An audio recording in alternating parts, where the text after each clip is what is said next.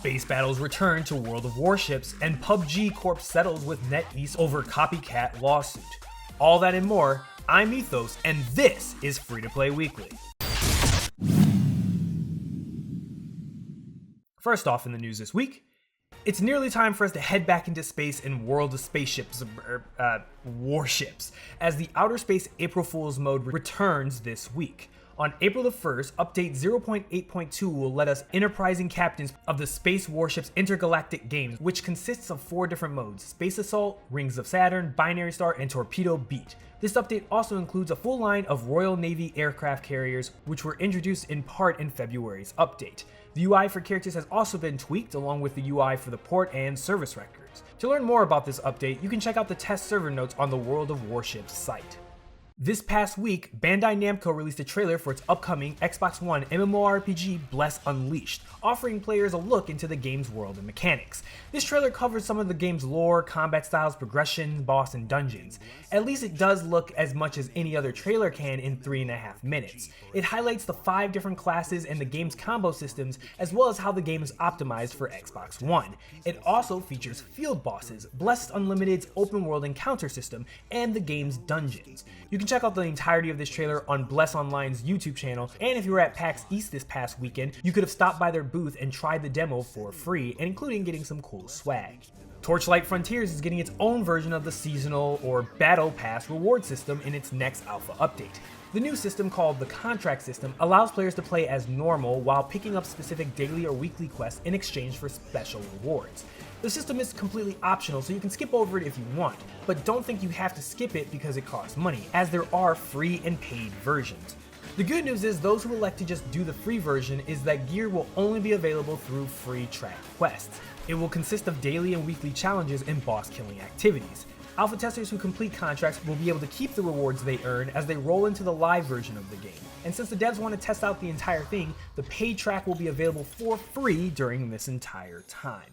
Pretty cool deal if you ask me. So you guys remember when Everquest NEXT was canceled 3 years ago? Well, the reasoning given by Daybreak's president, Russell Shanks, was that the company accomplished incredible feats that astonished industry insiders. Unfortunately, as we put together the pieces, we found that it wasn't fun. The "wasn't fun" line didn't sit well with a lot of gamers. It sounded like PR talk rather than flimsy reasoning for canceling the most anticipated MMORPG in years. So there had to be another reason, right? Well, interesting enough, in an interview last week with Variety, Everquest franchise producer Holly Longdale offered a different reason why EQN never saw the light of day.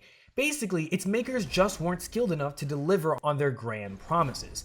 There was a real nugget of an idea there, but a technical hurdle the team just couldn't get over. All the other stuff that Everquest is kind of got lost because it focused on voxels and a dynamically generated changing world. There was not enough computational power. If people are digging holes, you have to update pathing for the entirety of the world. This makes Shank's earlier comment about how they accomplish incredible feats all the more stinging. What Daybreak did was show off all this sorts of fancy tech and promise the moon to gamers while having absolutely no idea they'd be able to deliver on those guarantees.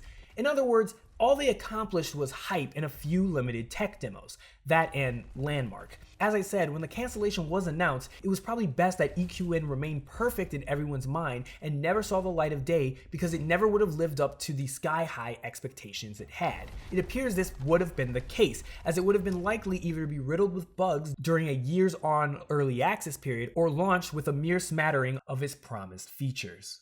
And finally, last year, PUBG Corp, maker of, PUBG, took legal action against Netease for a pair of free-to-play battle royale games, Knives Out and Rules of Survival, made by the latter that bore striking similarities to PlayerUnknown's Battlegrounds. We showed off some of the copycat accusations from the legal filings when we wrote about it this past year, and while there were a number of uncanny resemblances, this is a Chinese game company that we're talking about. Copying Western games is something that like 90% of their business does. Now, we've learned that the two companies have come to a settlement regarding this matter, as reported from MacArthur Law, as spotted from Gamasutra.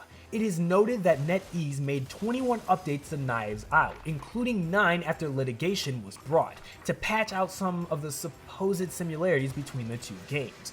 We'll likely never know what the details of this settlement were, but if they don't require one side to treat the other to a chicken dinner, then that's a legal failure at the most epic of proportions. And that moves us to our question of the week. Kind of moving back, talking about Everquest NEXT, let me know in the comments below, would you rather have a game that has a lot of promising potential and they cancel it because they realize they just cannot get the technical aspect of the game working and it never sees the light of day? Or would you rather them release the game regardless of whatever technical state it could be in so that you could see with your own two eyes that it just would not work out? Let me know your guys' thoughts in the comment section below. And that's it for this week's Free-to-Play Weekly. Don't forget to check out mmobomb.com for giveaways and the latest news. My name is Ethos, and I'll catch you guys next week.